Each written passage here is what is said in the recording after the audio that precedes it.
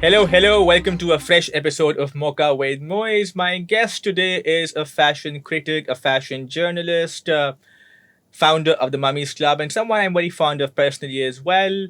Somebody who promised to give me a gift once, and that gift never arrived. My guest, Manahyl Shafi. Hello, Manahyl. How are Hi. you? Good. How are you? I am well. Listen, I forgot about this gift, huh?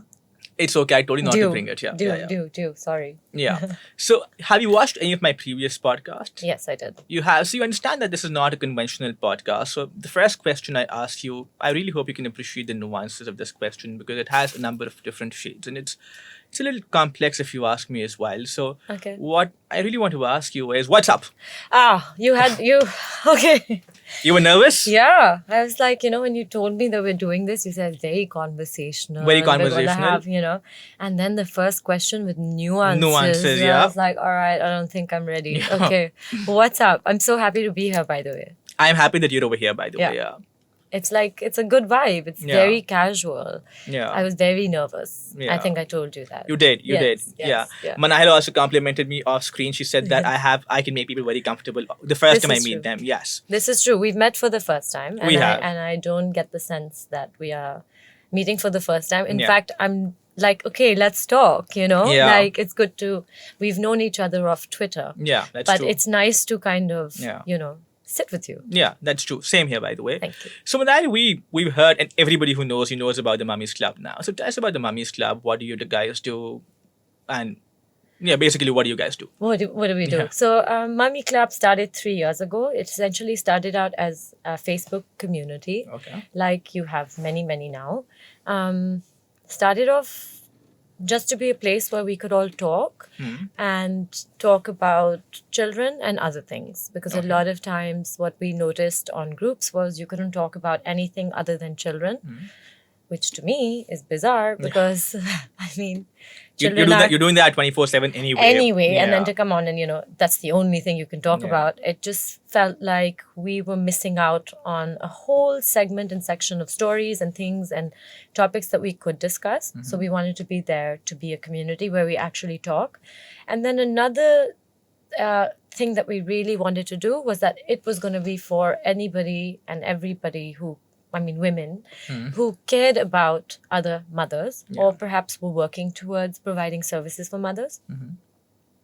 Because other groups also would not let you be a part of the mother forum if you were not a mother yourself, right? And that is problematic because who are we to decide who can be included in our conversation and who isn't? Being brought up by my mother and her sisters, in tandem, makes me, I've always realized khalas are like your mother. And before mine had any kids, I was her child. I still consider myself her first child. So to not let women who perhaps take care of their nieces and nephews the same way into the group just because they weren't women didn't sit right with me. So we made this thing and the timing was perfect. It was controversial how we started, but it was just perfect. And then we kind of wanted to focus on being able to speak anonymously so that speak your heart out and I don't want to know who you are. So it was kind of created to talk about everything, be open about talking about everything, and also having a place where you can be 100%, truly 100% anonymous. You didn't have to tell a friend to post for you, But now you guys also have exhibitions and you guys also have a Mummy store as well. So, Right. how did that come about? So with fashion being at the back of my life, really, when Mummy Club started, it kind of gelled in a way that I was already working with fashion magazines at the time and so in touch with a lot of designers and vendors and people who made great stuff. And then Sheheryar, she's runs Ensemble Pakistan. By the way, I mention her in every interview, and I hope she watches because I'm truly grateful for her push. She said, "Why don't you do it?" And I said, haven't done retail, but it makes sense. I'm already curating collections, let's say for a magazine, right? So why not just put it up for sale? And so she pushed us, and I kind of got into it, and then it's been organic. Like now we have a retail website where we, didn't make sense to get a store Mm-hmm. in this climate. But now, yeah, we support women who have smaller businesses from our community, and we give them a bigger platform to sell. It's very professional. It's not a marketplace. So they get to be a part of a proper store experience, even though they have just started out. I mean, if the product is good. Yeah. By the way, I think there's one, like, there are many similarities between you and I. I remember Yeah. back when I would post about, my cooking dilemmas, you were the only person who could relate. And I think one other similarity between you and I is that you are the founder of the Mummies Club. And I often get messages on Instagram which ask me, do you want to be our daddy? Really? Yeah, I do. Why? Do you find that hard to believe? Listen, you get a lot of strange messages on Twitter also. On Curious Cat, yeah. Right. So I signed up for Curious Cat. Nobody wrote to me. Really? Right? No, I'm telling you, you're popular there because you got in Yeah. a few. I was having a bad night that day. I usually hate I these didn't anonymous even- apps. yeah. I was having a bad night. I had worked for 18 hours. So I said, I might as well have an account on Curious Cat. And yeah. like in 10 minutes, I had all these messages and I was like, You're definitely where are more these people popular. in real life? No. I didn't get a single question at all. So one of my think best friends, Zain, I'll Yeah. take his name as well. So he Yeah. called me and he said that, and I said, I'll just call you back. I'm really busy, 18-hour work days. And he said, you're replying to every single message on Curious Cat. Like you can talk to your friends as well. They were good messages. There were They some were. people who, had a crush on you and stuff. This I one girl saw said, it. can I add you on Insta? And I said, yeah, sure. Of course you said, yeah, sure. But you didn't. She didn't. She didn't. I was quite disappointed with that. Poor thing. Yeah. Maybe she forgot. Yeah, she said If she was, she's watching. maybe she's watching. Yeah. Yeah. This is right. Okay, going back to the similarity, yes, you cannot cook and I cannot either. Yeah, I remember I had to, like, I remember asking people how long do you boil an egg for, and I still could not do that. Yeah. Yeah. I mean, I had to. So it's still a thing. I don't know Yeah. why. Can't Yeah. crack an egg. It's just bizarre. I just can't do it. Yeah. So it takes me a few tries. Mhm. And then a friend of mine just came in and she'd seen all the eggs on the Yeah. floor and she said, okay, this is disastrous. And then she used to bring me those, whisked eggs in a box from the Yeah. supermarket. And then I switched to those. So I Okay. never had to crack eggs. Mhm. Because that's the one thing Yeah. to date. Yeah, one of my friends taught me how to make a shakshuka when I was in Cambridge. Yeah. Oh, yeah. It was difficult. I mean, I don't think I managed well, but I By made the way. something that I could have. Yeah. Yeah. So I mean, I guess that was good. But Manahyl, like, we don't know much about your childhood because when we see you do all kinds of diverse things. We see you do retail. We see you do. You're very active on social issues as well. But tell us something about your childhood. And you would tell me off camera that you got expelled from almost every school in Karachi. So, yeah, walk us through that. Childhood was very Wild. Well, yes, Yeah. and no. It was interesting because when I was, my parents actually got married very young. Okay. They got married while they were still in school, and they had eloped. Yeah. And okay. yes, by the way, very interesting. Talking about marrying young, I hate Yeah. to interject, but No. I remember someone from Twitter once messaged me saying, do you follow Manahyl on Twitter? And I said, yes, I do. And she said, can you believe she has 2 kids? That's the only message is done. Oh my god, I'm Yeah. flattered. That's so sweet, by the way. I used to get that. Now everyone knows I have 2 Yeah. kids, so that compliment has stopped coming. Yeah. So, yeah. But your parents, yeah. Yeah, so when they had me, they were quite young. So my growing up was growing up with them. My father was very, very fun to grow up with also. When I was very young, he'd let us color the walls, do whatever it is that we wanted. It was a small basic apartment that the 2 of them had, and I was the only kid. So it was a sanctuary. In Karachi only? In Karachi, Okay. yes. They'd moved back from the States, and so we'd moved here. And it was really nice. I remember having water fights with them, like water gun fights in the house, because the Yeah. furniture wasn't expensive. Yeah. The house was like their own little Yeah. place. So I shared some very, very special years with my parents. And then I grew up, and of course, siblings joined in. Yeah. I cried every time they were born. Yeah. I was like, nah, Yeah. I'm happy being the only one. I'm the only one, so yeah. Really? Yeah. Oh, wow. Yeah, I wanted that. Yeah. Yeah. Hmm. But I tell you, obviously, Yeah. having had your siblings and having grown up with them, I would never swap it for anything.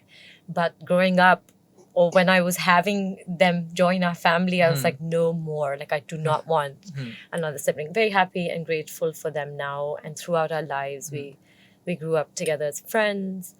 Childhood was very, very interesting that way. Mom was my rock, my support. She is hilarious. I would like to bring her to your podcast You should. someday. She Yeah. is phenomenal. And then, school was troublesome period for me. I think, and I tell parents this also when they're so worried about their children in school having all these behavioral issues, like child's acting out in school. And I say, I am the prime example of acting out in school. And then hopefully, I think coming out the other side of it, it's totally possible. I was very, very, I don't know, I had a lot going on as a child, right? I had a lot to offer in the classroom. I wanted to just one of those over enthusiastic kids who are a proper pain in the backside for their teacher, right? So I can understand. So they would normally just throw me out within the first 10 minutes of class. So I would be responsible for organizing the first time that the whole so small episodes like that and big incidents like that, the schools would just eventually would have enough. Lose their patience with you, one of the schools I was at suspended me, and it was in writing. It stuck a post-it to my desk. It's just a post-it. Anyway, I was suspended for defacing school property. Okay. Yeah. So I think what had happened is that you would just, whatever the last thing that just hit the last, thing, they would just kind of say, okay, that's So I remember I, for example, mimicked one of my teachers in a school farewell. Like this was the seniors' farewell. I did that, and then that same teacher taught me next year as well. And he would enter class and he would randomly say, "Moiz, kneel down." Before anything, he would just say, "Kneel down." I don't know what fetish he had, but he wanted me on my knees. I know sometimes teachers, I feel like they do pick on you, and that's what happened with me throughout my O-level years.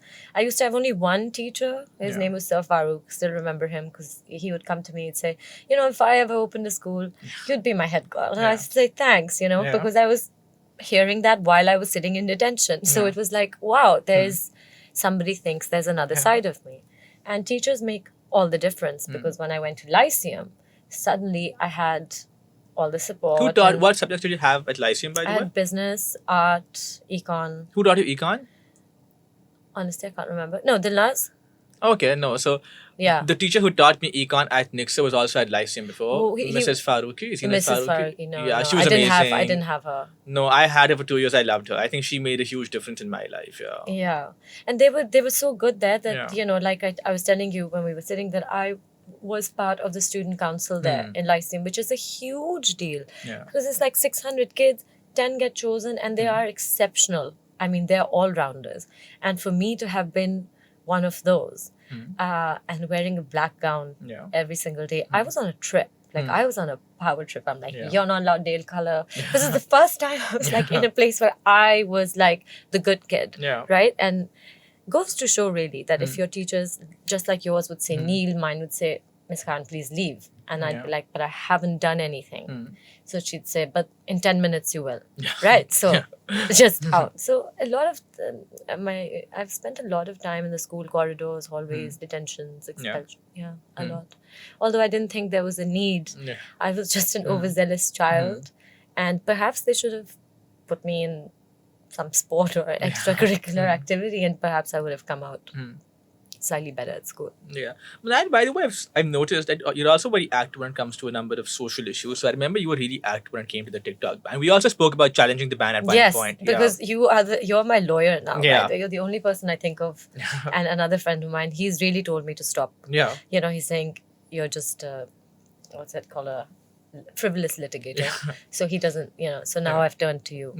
But I mean, it was actually unbanned after that. But why TikTok? Like, what about TikTok? What is it about TikTok that makes you so vocal about it? Man, I don't know. First, it started off as just any other thing where, you get so into it, and now it's like, I need TikTok. But what was interesting was, to me, that it started off with, I came across this one guy. He was, how you have construction workers as mazdoor, as they're locally known. He was doing the best goddamn breakdance I have ever seen. Okay. Right? And I'm assuming self-taught, because that's all I know of him. And in between his work shift, he would break out into some dances, and he had hundreds and thousands of views and likes. Or even someone who works in my house, since we've been, it's been years he's worked there, and now I hear he's a TikTok star, right? And he makes videos, and I appreciated that so much, because it's the first time on any platform where there's some kind of equality. I don't know the Yeah. right words to use. I don't have the right words to Also, so I explain. remember a lot of people on my like social media, for example, were really happy when TikTok was banned, and they said That's that awful. yes, I know I should follow better people, and they were saying that. Immediately. And they were saying that it's so TikTok is so bad because it's corrupting our youth. But I think a lot of that was also because people like us had monopolized all these forums. If you look at Twitter, you usually see people who belong to the same strata as yours. Of course. When you look at Instagram. electronic media, print media, there's a degree of monopoly over who gets who gets space over there. Correct. But with TikTok, everybody had a voice. exactly, and as you said, I think it equalizes things a lot. And I think for people who did not belong to who were more It's a tricky privileged, thing to word, right? You see where exactly. yeah. So people who are more privileged, I think for them it was also a loss of power, which is why they were really happy with this That's ban. what my mom says, Yeah. by the way. I thought she's just a conspiracy theorist. No, but I think it's there's true, some yeah. truth to it. Yeah. I was standing outside somewhere and I was singing one of these songs that's very like this is what happens when I don't have TikTok for so long. Yeah. But it was one of those viral songs and I was singing it and just in my head. And then a rickshaw kind of passed me playing the same song exactly from where I had left Yeah. off in my head. And that just made me feel so happy Yeah. that like we were able to break these. I mean, of course, we listen to the same Pakistani music. I agree with that. Like we all listen to the same Nusrats and Mehdi Hassan and all Yeah. of that. But this is the first time that all the new music is the same for everybody. Yeah. And it's sad for me that they would think that this is something that is causing all these issues and vulgarity. I don't know why they're so scared of love and people just expressing love to each other. We spoke about this. People weren't happy when an actor was kissing his wife, Yeah. who he's married to. Yeah, I don't understand it. It makes no sense. I mean, we are the same city. We used to be, crying about getting snatched at traffic lights Yeah. all the time and none of that. They were young kids. I mean, young boys who were being taken into these street crime gangs or Yeah. whatever. And at least now people are just having fun, making Exactly, videos. yeah. I saw, when you cross Frere Hall on a Sunday. Yeah. I don't know if you have. I haven't recently. Oh my yeah. God, it is different. It is Yeah. completely different. It is now full, buzzing. They also have a book People festival over have there or like, something. no, Yeah. like this is totally different. Okay. This is in the evenings, all the TikTokers from the city Okay. will join there. And that's how they all collaborate with each Okay, other. okay. Because they're all in Yeah. the same space. So I went there a couple of times Okay. kind of to see Yeah. how it happens. And everywhere you look, wherever you look, for as far as you can see, their phones, people are rehearsing their videos. You'll see people. I've never seen the city interact with each other Yeah. like that. And the same happens in the Qaid-e-Azam's Mazar area. Okay. And the same happens at Seaview. And it's like, and it happens in Lahore in certain places. So all these TikTokers come together Yeah. and there's at least interaction and actual people meeting.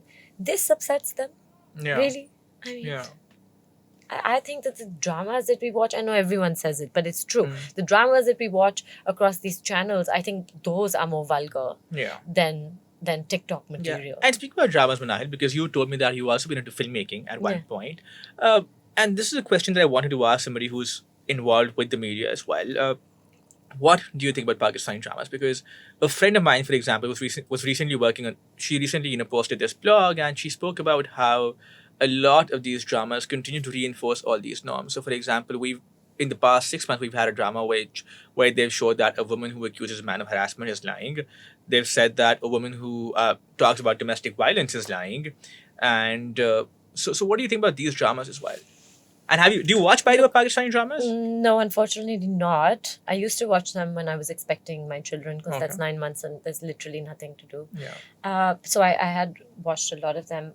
What do I think about them? See, I understand being from the field that there is a market and this is why they churn these out. But one of my problems with that argument is also that I think but that's definitely not my defense for it. No, I think, I understand. I'm just playing. I'm just responding to their argument that एक market है, हम उसको respond करते हैं. Yeah. But then we had a drama like Churail, which also did quite well. So isn't this insulting the intelligence of all those who watch your dramas that these 100%. guys would only watch things like these? Have you given them an alternative? That's what I like to continue with them. So, Yeah. this is our market and this is what will get us, whatever the thing is. But they can produce newer stuff that would probably get them the same. It's just, to be honest, I think it's Laziness? Yeah. Because this is a formula that they've cracked, and they Yeah. know that these people lap it on, and if you show a girl being slapped here and there twice, or have another woman marry the man, have a pregnant, be left out on the road, it's a sure shot success, right? So why would they feel the need to go ahead? I think it's laziness. So if Khalil or Rehman Qamar called you like right after this podcast and he says that, I loved you on the podcast, I want to offer you my next drama, how would you react? Listen, I don't think he's calling me, but if he Maybe did, he would, you know, I'll tell you, I try to be conscious of the people and the people that I associate with. I try, and I know that you know, sometimes you can't make those choices because you have to earn and you have to work. Because I'm not in that position right now, I feel like it's easier for me to say, well, you know, I would tell him no. But I understand that maybe another person in a different situation might not be able to say no. But would I want to be associated with that guy? No. If you, I mean, let's just stay away from problematic people, and I mean, give people a chance. I mean, I'm not saying first strike and out, but 2 strikes. Okay, who do you find problematic on Twitter? Names. Oh my God! So you want me to name? Yeah. Man, Okay, give me a like hint. giving them too much. Like, Okay, give me a hint. There's one who's like obsessed with Zardari, and I just can't get it. I don't know who that is, by the way. I think. Oh, she's gone off Twitter, Right? by the way. Yeah. No, I think she came back for a short stint. I and now it's had a gone. huge crush on her at one point. Oh so my God! That's I mean, she was smart. But I thought a few Anybody- tweets were problematic, yeah. a few narratives were Yeah, problematic yeah. because the tweets went on that narrative. Yeah, that's true. I think that's one of that, and then the other camp is the whole Ali Zafar camp. Okay. Right? I find a lot of her, those. okay, yes, yeah. her. I find that very problematic Yeah. because I mean, I have nothing against her. I don't know the woman, but I was with her. Like, I was following her during all this, and then suddenly she had posted that she had a reason to now believe otherwise, but she never told her thousands of followers what that reason was. And since then, it was a quick switch to, I believe this person, and anybody who comes and worshipping at me, him then, yeah. but I'm yet to hear Yeah. what exactly he Yeah. said, because I mean, that's solid conviction on what he Exactly. said, so Yeah. it must be great. Yeah. Right? Please share. Yeah. I'd exactly. love to know. Yeah. And who do you like on Twitter? So many people. Yeah. Those you can name easily, so yeah. Yeah, you know, I interact with a lot, but I old friends on Twitter like Sheheryar Populzai, he's there. Okay. It's somewhere always fun. There's my friend Sundar, she's always great. You know, Mocca Shah is one of my favorite I don't people know on him, Twitter. yeah. I think I'm going to introduce you on Yeah, okay. Twitter to him. Met him very randomly. Okay. Someone on Twitter was having affairs reading, Okay. Yeah. and I joined, and I met these they're younger than me, Okay. 100%, and there's this guy called Vikas, and there was Mocca Shah is his Yeah. Twitter name, and a couple of other girls, and they were doing affairs reading, and I thought, damn, I never did anything this cool Yeah. at their age, you know, so I became part of it. And Mocca did his, Yeah. like, he was reading poetry, and I had goosebumps. Like, the guy is so talented. Okay. Yeah, and then there's Ariba who I met a lot of the girls on Twitter because okay. I held. I remember that, yeah. Yes, we had a Twitter feminist party. Yeah. and it was an open invite to whoever wanted to join. Yeah. Which, by the way, I don't know. I don't think you should try it at home. Yeah. But I was lucky. I connected with 10, 12 girls from Twitter, and all of them are awesome. There's Maria, there's Ariba, there's quite a few of them. Yeah. There's also Manur, I think she's very interactive on my thing, so shout out to Manur. Okay, I don't know who that is. Yeah. Yeah. I think. Yeah. Okay. Also, you spoke about Pakistani music. Any favorite upcoming musicians, like the recent ones?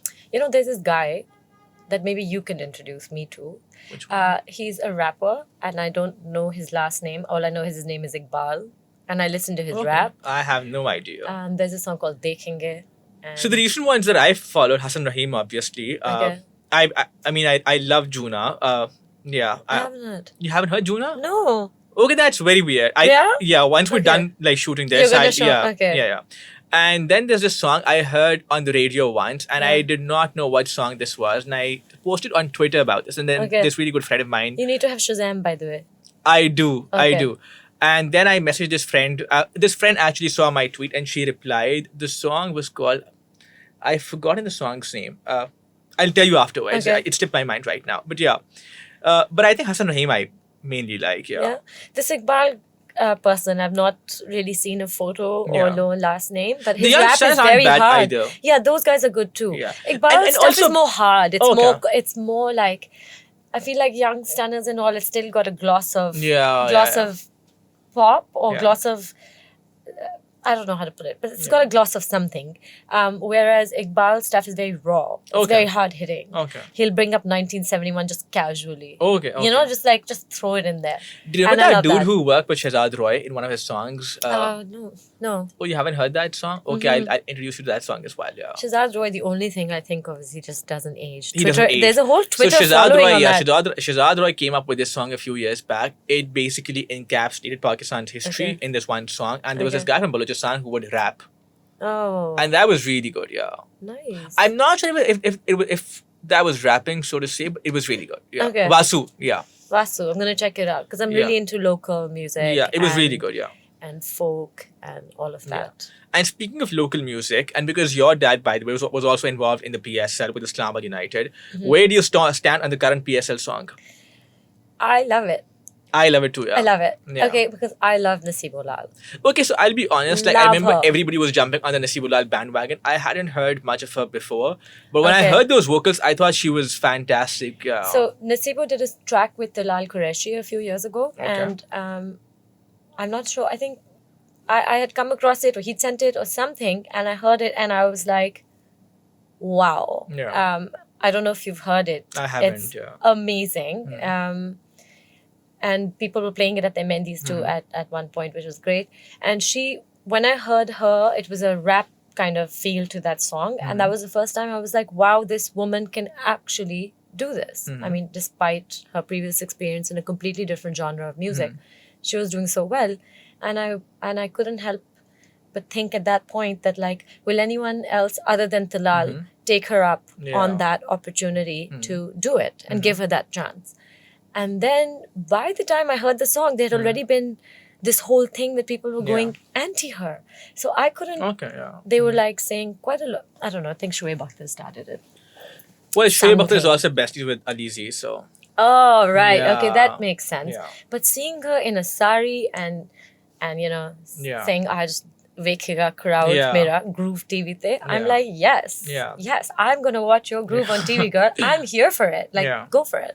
Yeah. I think she's amazing. If I could meet her, I would say, I love you to her straight up. Any woman here who's, you know. And speaking about women, like the one thing that I would really want to ask you is that we obviously had the Audit March recently. And it's important to ask someone like you because one of the critiques of the Audit March is that it does not represent women. It represents women who've had some form of privilege growing up.